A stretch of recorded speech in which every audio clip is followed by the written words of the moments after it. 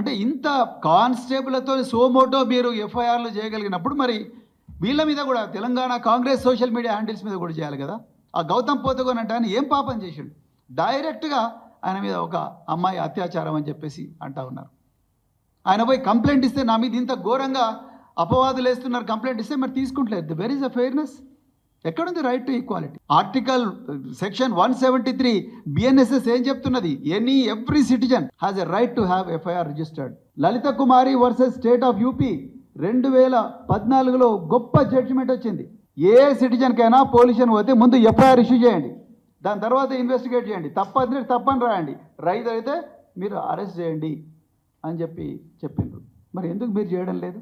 అంటే ఇవన్నీ కూడా ఇందులో తెలంగాణలో ఇప్పుడు ఏం జరుగుతుందంటే రేవంత్ రెడ్డే బాధితుడు, రేవంత్ రెడ్డే ఫిర్యాదుదారు, రేవంత్ రెడ్డే పోలీస్ ఆఫీసరు, రేవంత్ రెడ్డే ఇన్వెస్టిగేటరు, రేవంత్ రెడ్డే క్లోజ్ టీమ్, రేవంత్ రెడ్డే మెజిస్ట్రేట్ అయిపోయాడు, రేవంత్ రెడ్డే జైలు వార్డెన్ అయిపోయాడు, జైలు సూపరింటెండెంట్ అయిపోయాడు, రేవంత్ రెడ్డే తలార్ అయిపోయాడు. అన్నీ ఆయనే చేస్తున్నాడు. తెలంగాణలో 3.5 కోట్ల మంది ప్రజలకు ఏమీ అందరూ సంతోషంగా ఉన్నారంట. ఒక రేవంత్ రెడ్డి మాత్రమే బాధితుడుగా, నేను బాధితుడుగా ఉన్నా, నేను ముఖ్యమంత్రిని, నేను హోంమంత్రిని, నన్ను అనవసరంగా జైల్లో పెట్టిండ్రు, నన్ను అనవసరంగా 16 రోజులు చీకటి నరక కుప్పంలో పెట్టిండ్రు అని అబద్ధాలు. మళ్ళీ అదే ABN Andhra Jyothi open heart with ఆర్కేలోనేమో నన్ను అందరు మంచిగా చూసుకున్నారు.